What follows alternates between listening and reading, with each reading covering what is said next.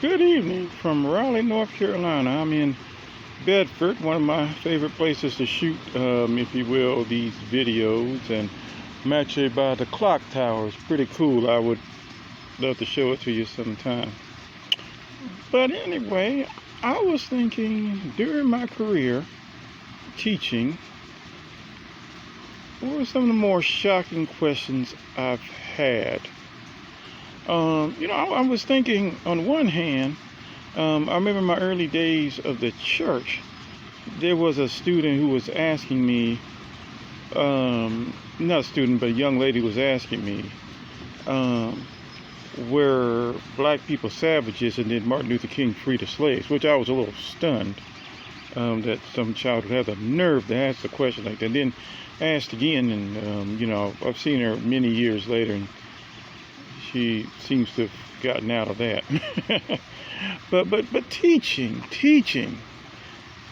I was thinking, let's see, I've had cases where I think, I was in one place, and this place didn't have a lot of black people, so the guy was just wondering how I was doing, how did I get here, because many of them hadn't seen black people in their lives. I remember that. I remember some where somebody was asking who's Barry White, but then again, it's also true that this person was of a background where she may well not have even heard of Barry White. That would make sense. And on top of that, this person probably bordered on being a millennial, depending upon how you define a millennial, because I think this person was probably born in '84. So, so anyway, that's kind of late at Barry White's career. I had students who were from Texas who asked me about, what were grits? Stopped the whole class. Was so surprised. I think I brought this up. Was this a Shades Rebellion or Whiskey Rebellion? By the way, both of them, corn was a factor to some degree. Shades less than Whiskey Rebellion, but anyway, and I said you could make, grits out of corn, and and people were stopped by that.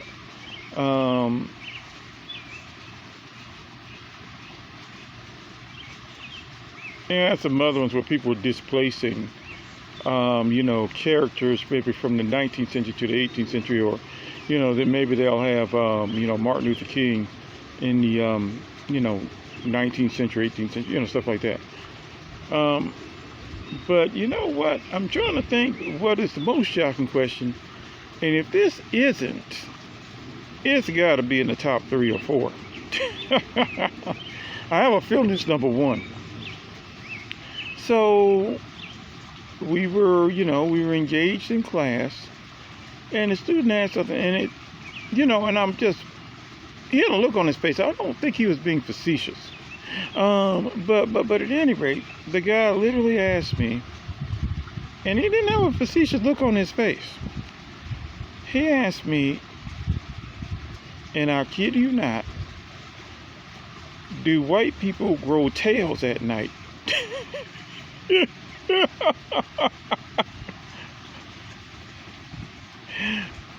I am not joking. That's literally what the guy asked me, with a straight face. Now I'm hoping he was quite a poker player or something like that, but you know what? I like to think that he was joking, and because there's just no way on earth anybody could really believe that, right? But that is literally what the young man asked me. Do white people grow tails at night? I would be plumb embarrassed to ask a question like that, but he wasn't. And by the way, despite that ridiculous question, this guy was actually a pretty good student and actually did very well in the class. But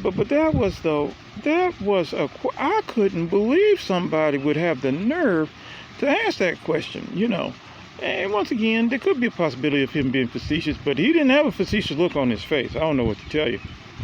But that might have been the most shocking question.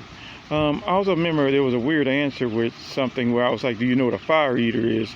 And then there was an answer, but the guy was like, there must be somebody with hot breath.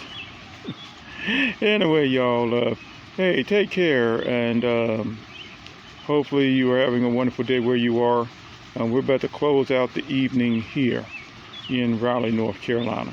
Take care. Bye-bye.